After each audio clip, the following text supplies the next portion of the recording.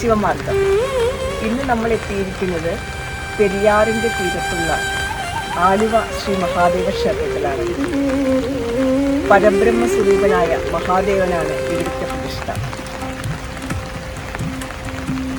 എറണാകുളം ജില്ലയിൽ ആലുവ പട്ടണത്തിൽ നിന്ന് 2 കിലോമീറ്റർ ദൂരത്തിൽ പെരിയാർ രണ്ടായി പിരിയുന്ന സ്ഥലത്ത് സർവചൈതന്യം വർഷിച്ചുകൊണ്ട് പ്രകൃതിയിൽ ലയിച്ച് മഹാദേവൻ കിഴക്കോട്ട് ദർശനമായി ശോഭിക്കുന്നു. തറയിൽ ഒരു ശിവലിംഗം മാത്രം. സ്ഥിരമായി അമ്പലമില്ല, ശ്രീകോവിലില്ല.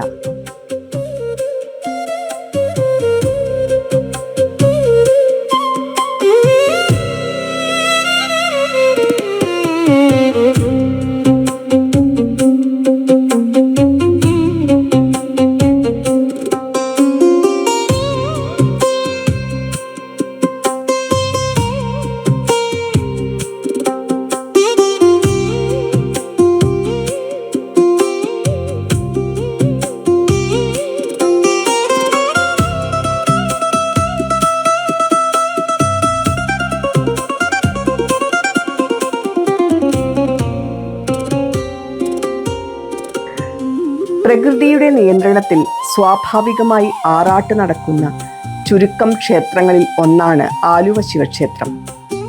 മഴക്കാലത്ത് പെരിയാർ നിറഞ്ഞൊഴുകി വിഗ്രഹം വെള്ളത്തിൽ മുങ്ങുമ്പോഴാണ് ഇവിടെ ആറാട്ട് നടക്കുക എന്നത് ഈ ക്ഷേത്രത്തിന്റെ പ്രത്യേകതയാണ്.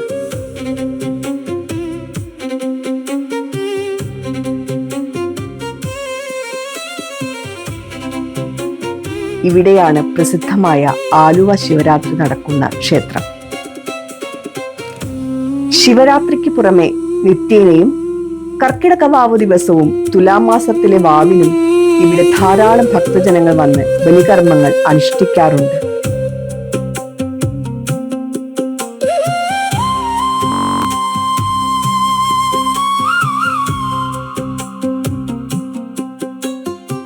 ശ്രീരാമൻ ശിവരാത്രിയോടനുബന്ധിച്ച് അമാവാസി നാളിൽ ഇവിടെ വന്ന് ജടായുവിന്റെ ബലികർമ്മങ്ങൾ ചെയ്തു എന്നാണ് വിശ്വാസം.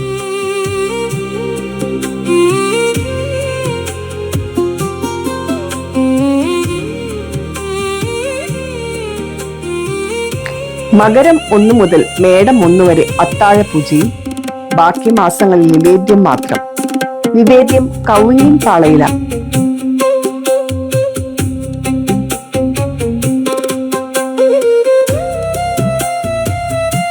അതിന്റെ ഐതിഹ്യ ചാർത്ത് ഇങ്ങനെയാണ്. ഒരിക്കൽ വില്വമംഗലം ഈ സ്ഥലത്ത് വന്നപ്പോൾ മഹാദേവന്റെ സാന്നിധ്യം മനസ്സിലാക്കി ഭഗവാനെ പൂജിച്ചു. മഹാദേവൻ വില്വമംഗലത്തിന് ദർശനം നൽകി. പിറ്റേന്ന് പോട്ടയിൽ ഇളയതും തോട്ടത്തിൽ നമ്പ്യാരും ഇടമന നമ്പൂതിരിയും പെരിയാറിൽ കുളിക്കാനെത്തിയപ്പോൾ വില്വമംഗലം പൂജിക്കുന്നത് കണ്ടു. ഉടനെ അവിടെ ചെന്ന മൂവരും ചേർന്ന് പൂജയ്ക്ക് സൗകര്യമൊരുക്കി.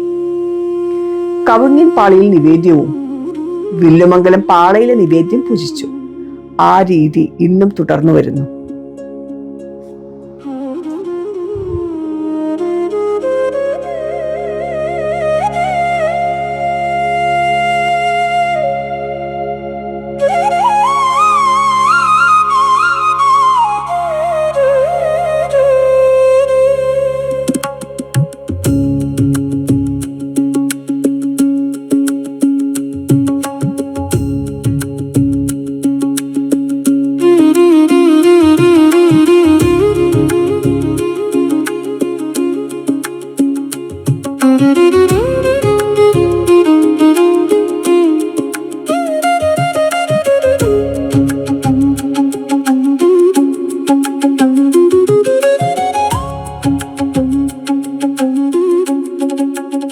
തിരുവിതാംകൂർ ദേവസ്വം ബോർഡിന്റെ കീഴിലാണ് ഇപ്പോൾ ക്ഷേത്രം.